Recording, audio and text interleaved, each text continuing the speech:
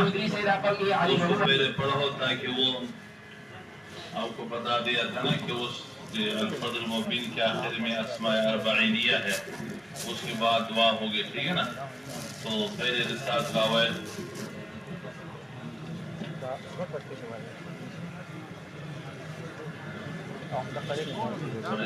अवाइल बता दिया था ना कि ये 40 से ज्यादा किताबों की जो है ना पहले हदीस है। अच्छा, इसमें से अजीब बात यह है कि हज़रत मौलाना शाह वलीउल्लाह रहमतुल्लाह अलैहि मुस्नदुल हिंद है, हिंदुस्तान की जितने असानीद है उन तक पहुँचते, चाहे वो देवबंदी हो, चाहे बरलवी हो, चाहे अहले हदीस हो, कोई भी सनद बयान करते शाह वलीउल्लाह पे पहुँच जाती। लेकिन वाहिद ये रिसालतुल अवाइल ये ऐसी किताब है, इनकी सनद जो है ना ये शाह वलीउल्लाह से जो है ना, यानी शाह वलीउल्लाह और ये मुसन्निफ कोई अल्फाज आगे पीछे हो ना तो फिर उसको बताना पड़ेगा।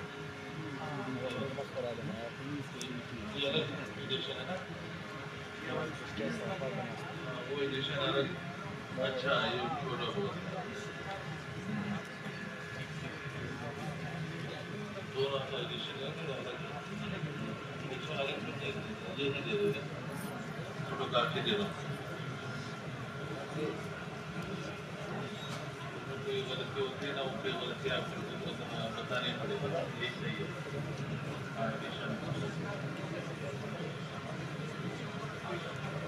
तो ये सनद ही अलग है, ठीक है ना। ये शेख की जो सनद है ना, जो शेख अबू ताहिर रहमतुल्लाह अलैहि जो शाह वलीउल्लाह के शेख है, तो वो इनकी शेख है, यानी शाह वलीउल्लाह रहमतुल्लाह अलैहि और ये रिसालतुल अवाइल की जो मुसन्निफ है, इन दोनों की ये दोनों उस्ताद भाई हैं, दोनों उस्ताद भाई। तो ये अलग सनद है बिल्कुल। ये जो है हमने पढ़ी है हजरत मौलाना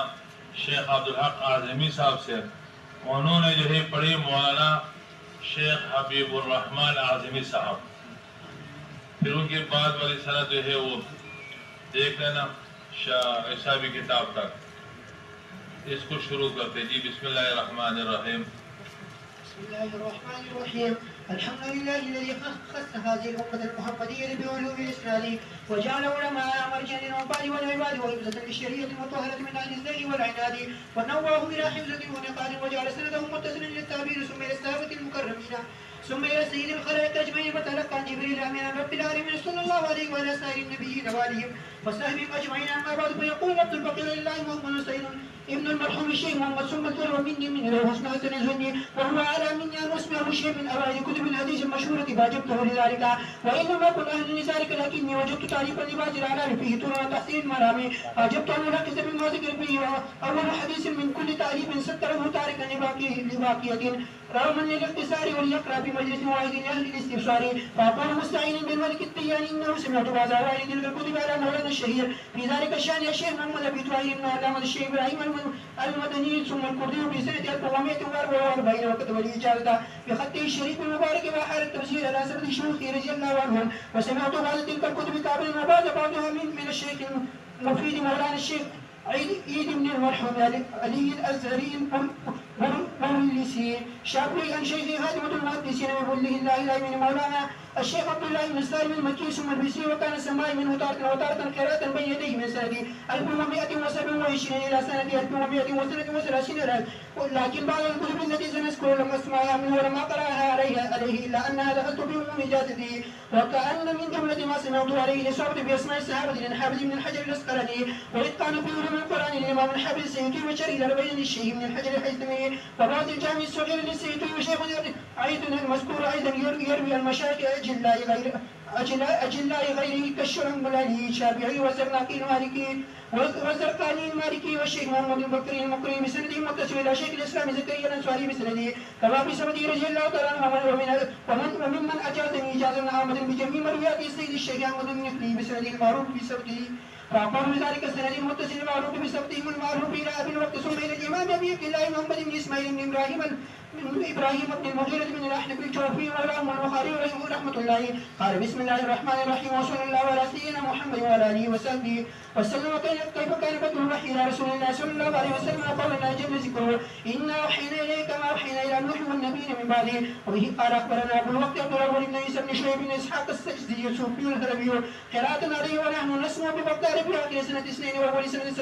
53 و500 قيل له اخبركم الامام جلال الاسلام ابو الحسن عبد الرحمن بن محمد المذكر بن محمد بن داود احمد بن معاذ بن سعيد بن الحكم الداودي قراءة عليه بمشنج ونحن نسمع سنة 63 و400. او قال اخبرنا ابو محمد عبد الله بن احمد بن حمويه السرسي ونحن نسمع سنة 81 و300. قال اخبرنا الامام ابو عبد الله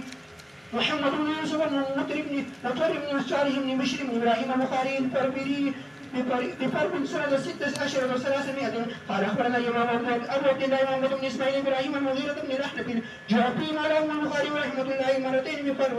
بفربر سنة 47 و200 مرة ومرة سنة 52 و200. قال حدثنا الحميدي عبد الله بن الزبير قال حدثنا سفيان قال حدثنا ابن سعيد الانصاري قال اخبرني محمد بن ابراهيم التيمي انه سمع القوة بن وقاص الذي يقول سمعت عمر بن الخطاب رضي الله عنه يقول عنه على المنبر يقول سمعت رسول الله صلى الله عليه وسلم يقول انما الاعمال بالنيات وانما لكل امرئ ما نوى فمن كان هجرته الى دنيا يصيبها او الى امرأة ينكحها فهجرته الى ما هاجر اليه. وبالسند المتقدم الى الامام المسلم بن الحجاج لكتاب اول حديث منه وفي ترجمة كتاب الايمان باب الايمان والاسلام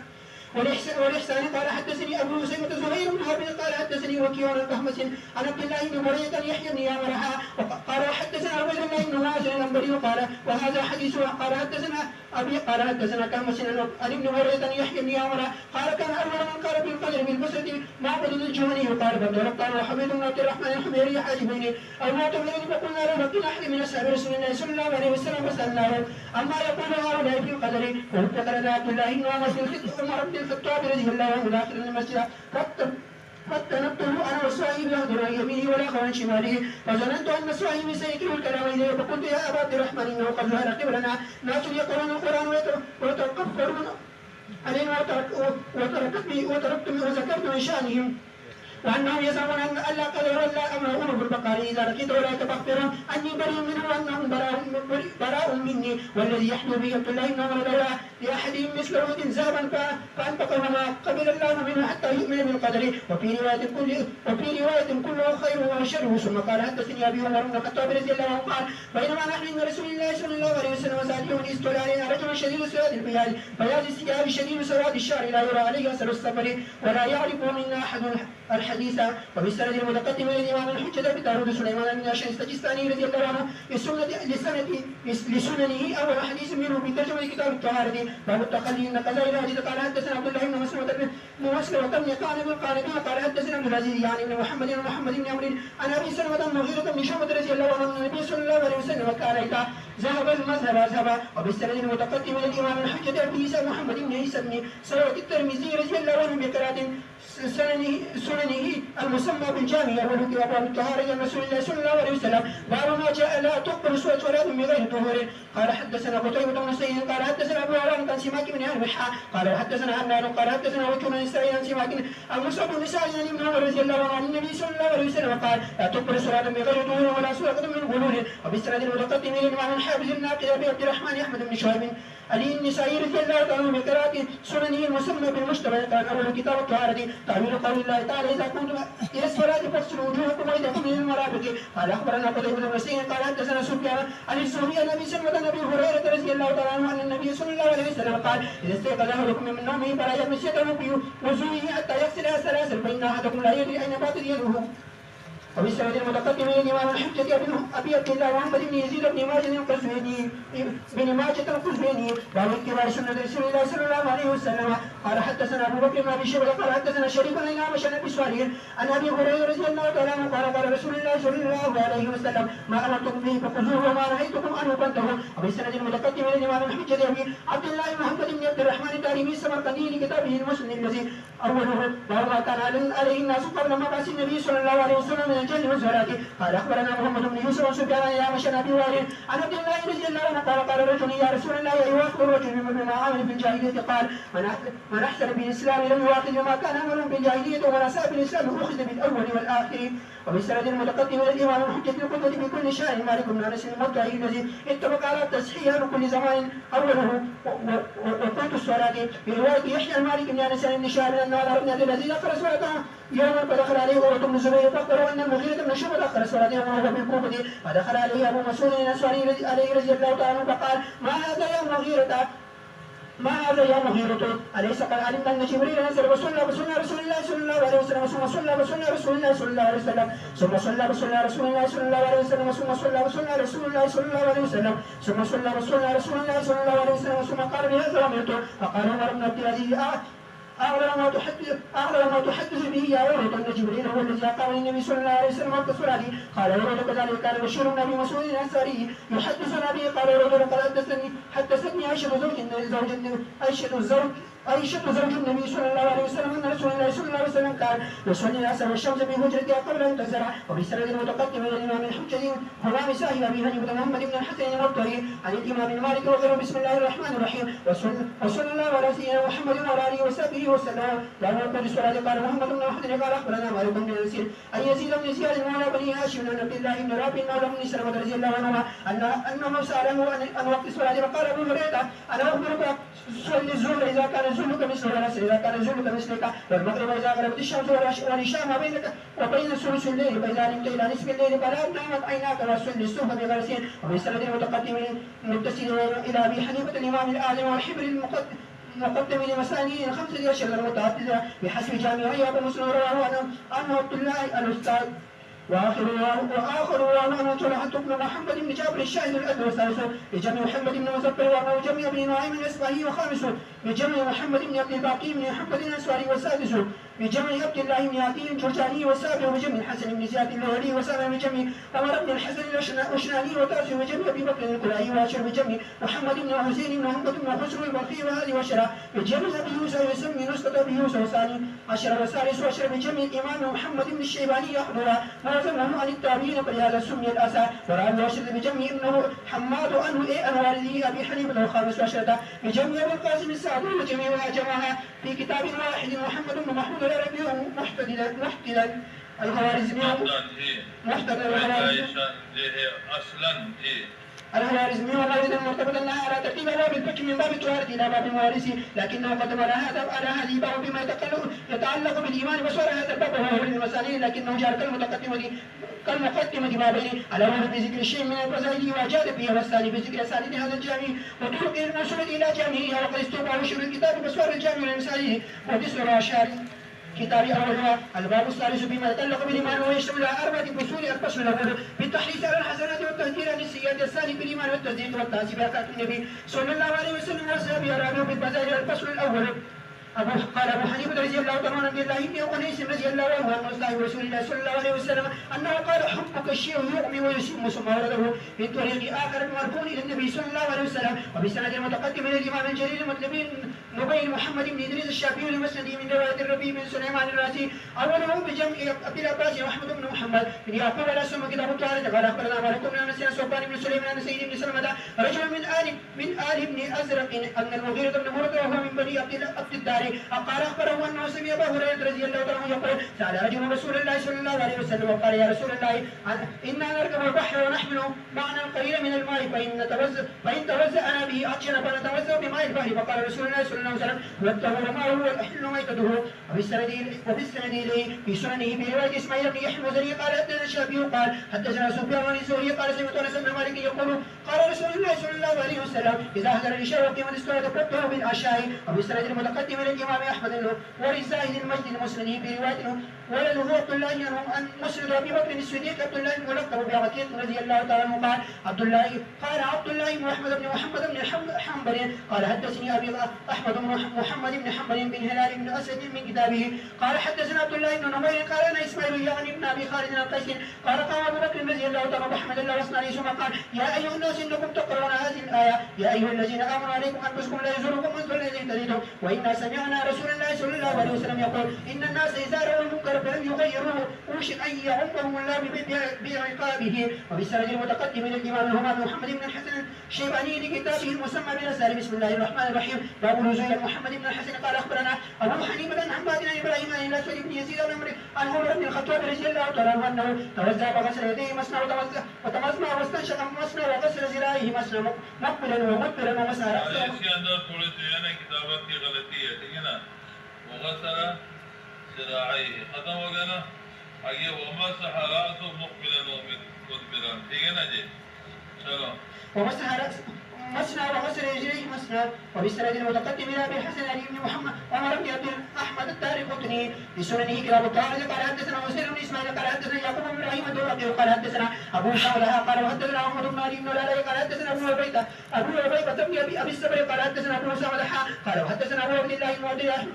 احمد بن عمر بن عثمان بن راشد قال حدثنا محمد بن عباس قال حدثنا ابو سعد قال حدثنا ابو بكر بن سابوري عبد الله بن محمد بن زياد قال حدثنا حاجب بن سليمان قال حدثنا ابو سعد قال حدثنا زيد بن كثير بن محمد بن جابر بن الزبير عن عبد الله بن عمر عن ابي رضي الله عنه قال سئل رسول الله صلى الله عليه وسلم عن الماء يكون بارض البلاء وما ينبع من السباع والتوابع فقال اذا كان الماء قلتين لم ينجس شيئا وقال ابن ابي الصبر لم يحمل الخبز وقال ابن بات مثله. وبالسند المتقدم الامام الحافظ بن نعيم في كتابه المستخرج على سيد مسلم كتاب الإمام قال حدثنا احمد بن يوسف بن خلاد قال حدثنا الحارث بن ابي اسامه قال حدثنا ابو عبد الرحمن المقري عبد الله بن يزيد قال وحدثنا ابو علي بن السواب قال حدثنا بشر بن موسى قال حدثنا ابو عبد الرحمن المقري قال حدثنا كمس بن الحسن عن عبد الله بن وليد الاسلمي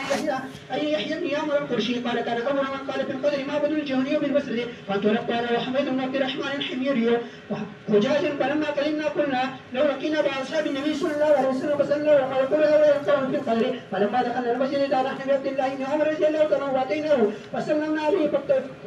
فنبته انا وصحبه الى اخر ما مر في صحيح مسلم. وبالسند المتقدم الى ابي المشي الكشيب من سننه قال الحافظ ابو مسلم في باب الصدق هو الثلاثي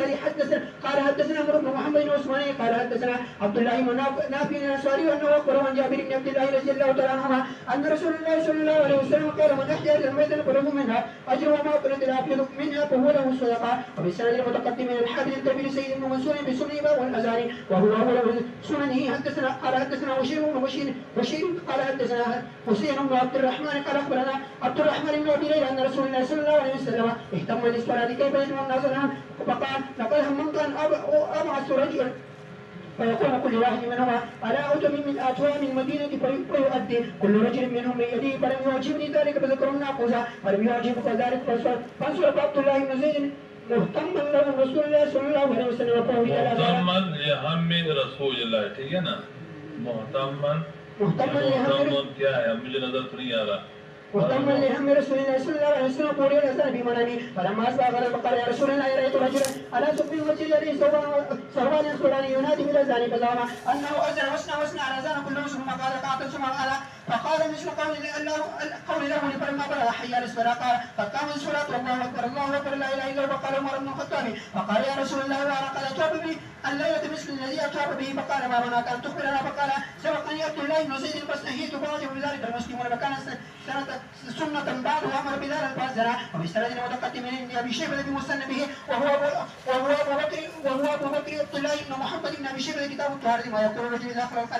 اذا دخل الخلاء قال حدثنا بشير بن بشير عن عبد العزيز بن سهيل عن انس بن مالك رضي الله عنه قال النبي صلى الله عليه وسلم اذا دخل الخلاء قال اعوذ بالله من الخبث والخبائث. وبالسند المتقدم من الامام البغوي قال وحسن سنة الحسين بن مسعود في كتابه شرح سنته في حديث انما الاعمال بالنيات قال اخبرنا ابو سعيد احمد بن محمد بن عباس الخطيب الحميدي قال اخبرنا ابو عبد الله محمد بن عبد الله بن ابي قال اخبرنا ابو عبد الله محمد بن عبد الله الاسباني قال حدثنا اسماعيل بن اسحاق القاضي قال حدثنا القانبي ومالك ان يحيى بن سعيد قال واخبرنا ابو بكر محمد بن عبد الله بن ابي ترة كشميهني واللفظ له قال اخبرنا ابو طاهر محمد بن عمرو بن الحارث قال اخبرنا ابو الحسن محمد بن يعقوب الكساني والباباني قال اخبرنا ابو عبد الله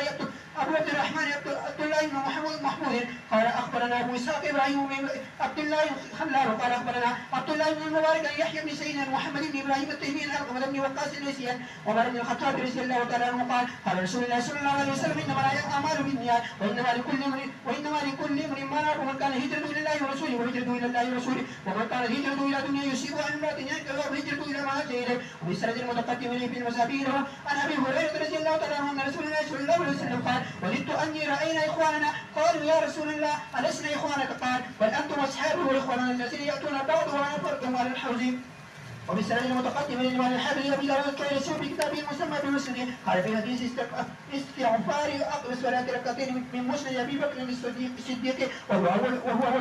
أول قال حدثنا شعبة قال أخبرنا عثمان بن المغيرة قال سمعت علي بن ربيعة الأسدي يحدثنا أسماء البزاري وقال سمعت علي رضي الله تعالى يقول كنت إذا سمعت من رسول الله صلى الله عليه وسلم حديثا ينفعني إلا بما شاء ينفعني قال علي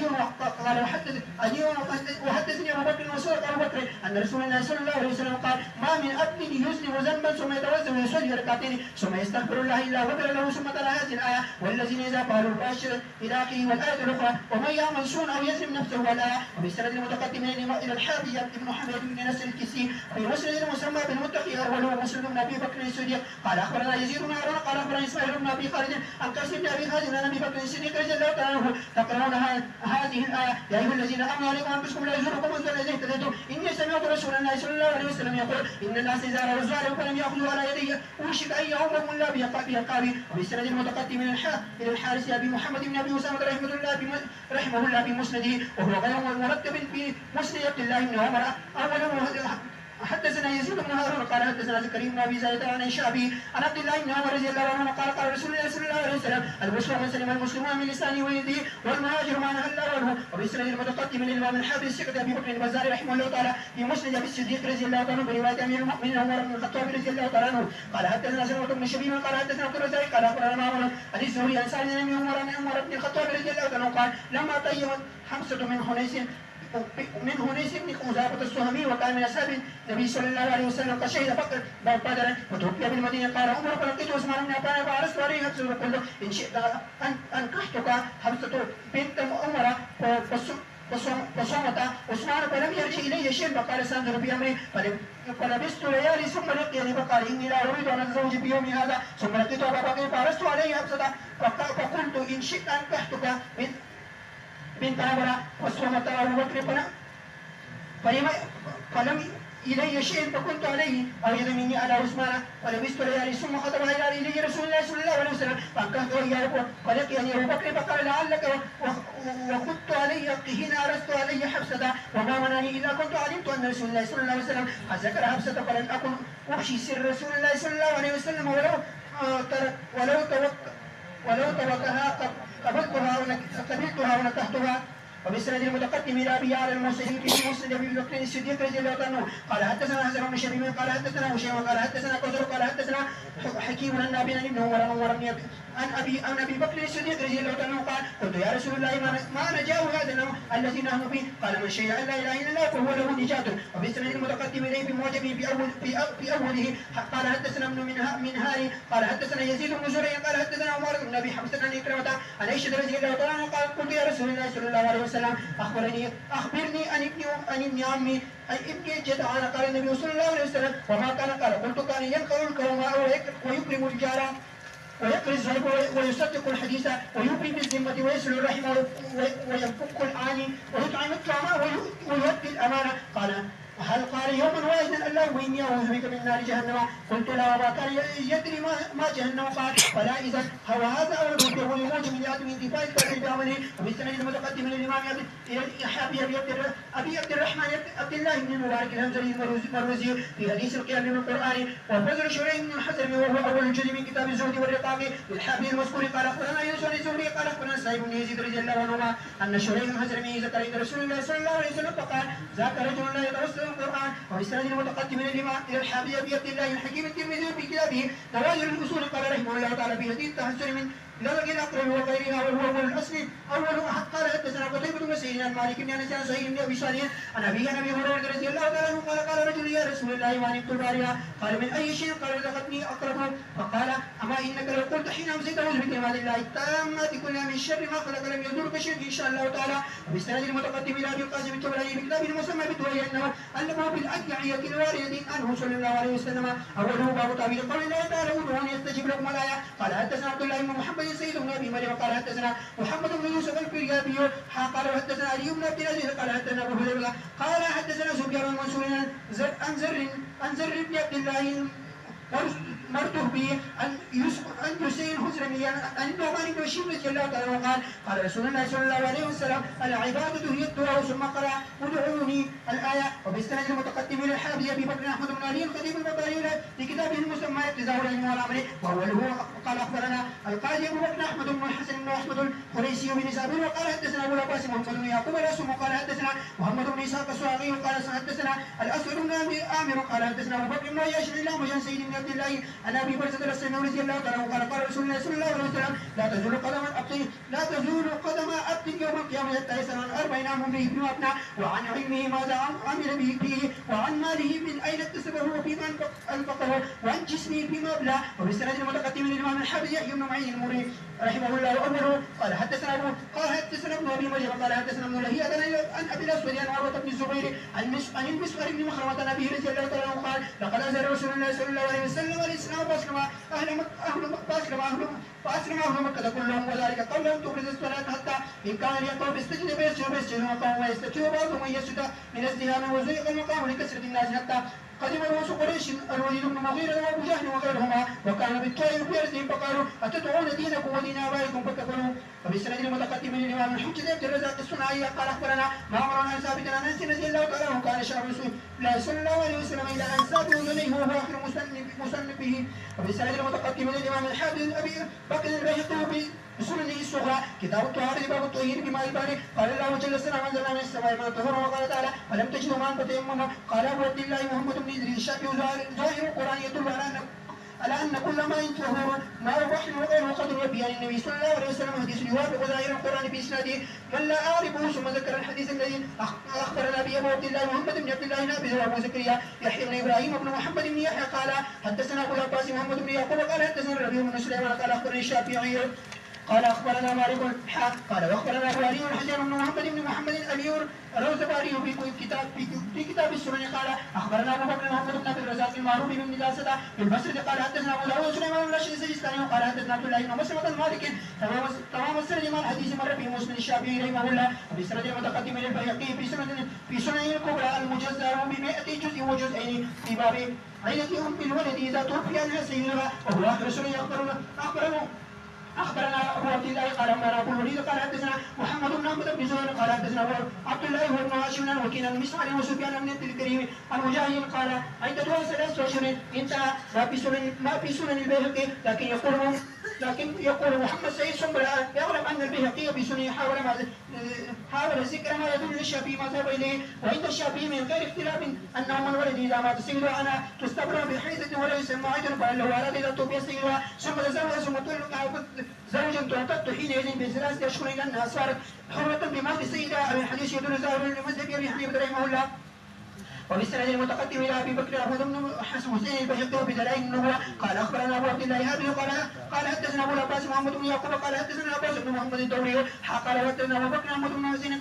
قال حدثنا ابو علي بن حامد بن محمد الهرمي قال حدثنا محمد بن يونس قال حدثنا عثمان بن عمر قال حدثنا شهود عن ابي جعفر العظمي قال سمعت عمر بن هزيمة بن ثابت يحدث عن عثمان بن حنيف ان رجلا زوريا اتى النبي صلى الله عليه وسلم فقال قل لا ايها بيني قال ان شئت اخرت ذلك وهو خير لك وان شئت دعوت الله قال فادعوه قال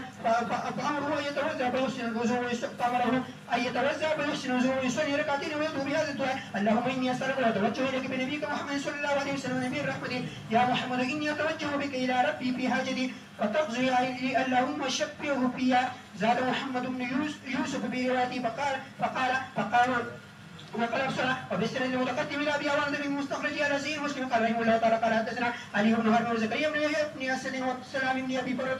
نسيبية قالوا حدثنا سفيان بن عيينة عن زياد بن الاخر قال سمعت جرير رضي الله تعالى عنه يقول بيعت رسول الله صلى الله عليه وسلم وسلم على النصح لكل مسلم فأنا لكم ناصح. وبالسند المتقدم إلى أبي عبد الله محمد بن حبان البستي لكتاب المسمى بالتقاسيم والأنواع قال في أوله قال أخبرنا الحسن بن سفيان قال حدثنا محمد بن أبي بكر المقدمي قال حدثنا عباد بن عباد قال حدثنا أبو جمرة عن ابن عباس رضي الله تعالى عنهما قال قدم وقت القيس على رسول الله صلى الله عليه وسلم فقال يا رسول الله إن هذا الحي من بقية قالت حملنا بين كفار مزرع ولا نخرج إليك إلا بشر أرام فمرنا بأمر نعمل به وندعو إلى من ورائنا قال أمركم بأربع الإيمان بالله شهر وأن لا إله إلا الله وأن محمدا رسول الله وإقام الصلاة وإيتاء الزكاة وأن تؤتوا خمس ما غنمتم وأن يأكل التوبة والخنتم والنقي والمطير. وبالسند المتقدم من الحافظ المجد حاكم أبي عبد الله في كتاب الإيمان وهو قال أخبرنا أبو محمد عبد الله بن محمد بن إسحاق وهداي بن بكر قال حدثنا عبد الله بن أحمد بن أبي مسعود قال حدثنا عبد الله بن يزيد المقري قال حدثنا سيد بن أبي أيوب قال حدثني ابن أجلان عن القعقاع بن حكيم عن أبي صالح عن أبي هريرة رضي الله عنه قال قال رسول الله صلى الله عليه وسلم أكمل المؤمنين إيمانا أحسن خلقا. وبالسند المتقدم الى ابي عبد الله محمد بن اسحاق بن حسين رحمه الله تعالى قال حدثنا ابي الوارث بن عبد الصمد بن عبد الوارث قال حدثني ابي قال حدثنا حسين المعلم عن عبد الله بن هريره بن عبد الله المزني رضي الله تعالى عنه حدثوا ان رسول الله صلى الله عليه وسلم صلى قبل المغرب ركعتين ثم قال صلوا قبل المغرب ركعتين ثم قال بالثالث لمن شاء كراهيه ان يحسبها الناس سنه. وبالسند المتقدم للامام الحافظ ابي بكر اسماعيل بن سيد قال اخبرنا الحسن بن سفيان قال حدثنا حبان بن موسى بن المبارك قال اخبرنا يونس بن زريحه قال واخبرني جعفر بن محمد الفريابي قال حدثنا مزاحم بن سعيد قال اخبرنا عبد الله بن المبارك قال اخبرنا يوسف قال اخبرنا القاسم بن زكريا قال حدثنا احمد بن منصور قال حدثنا علي بن حسين قال حدثنا ابن المبارك عن يونس بن زهري قال اخبرني عبيد الله بن عبد الله بن عبده عن ابن عباس رضي الله تعالى عنهما قال كان رسول الله صلى الله عليه وسلم اجود البشر واجود ما يكون في رمضان حين يلقى جبريل وكان جبريل عليه الصلاه والسلام يلقاه في كل ليله من رمضان فيدارسه القران قال ولرسول الله صلى الله عليه وسلم اجود بالخير من الريح المرسله. وبالسند المتقدم للامام الحافظ الحجه ابي بكر السني في امر الليل واليوم في امر اليوم والليله قال رحمه الله في باب حفظ اللسان واشتغاله بذكر الله تعالى وهو اوله قال حدثنا ابو خليفه قال اخبرنا مسدد قال حدثنا حماد بن زيد عن ابي الصهباء عن سعيد بن جبير عن ابي سعيد الخدري رضي الله تعالى عنه اظنه ربه قال اذا اصبح ابن ادم فان الاعصار تكبر النساء وتقول اتق الله فينا فان استقمت استقمنا وان يعوجنا قال حدثنا محمد بن عبيد الله بن الفضل قال حدثنا محمد بن خالد قال حدثنا الوليد بن مسلم عن ابن سعود عن ابي المكحول عن جبير بن نبحير عن مالك بن يخامر عن معاذ بن جبل رضي الله عنه قال اخر كلمه فرقت عليها رسول الله صلى الله عليه وسلم قلت يا رسول الله اخبرني باحب الاعمال الي عز وجل قال انت موضع لسانك وتم من ذكر الله تعالى. وبالسند المتقدم الى الحافظ الشيخ محمد بن سليمان المغربي لجمع الفوائد من جامع المسلم ومجمع الزوائد المسلم البخاري ومسلم والترمذي والنسائي وابن ماجه والموطأ ومسلم الدارمي وبالعروض ومسلم الامام احمد ومسلم ابي يعلى الموصلي ومسلم البزار وواجب الطبراني الثلاثه وهو حديث فيه بعض الترجمه في كتاب الايمان فصل الايمان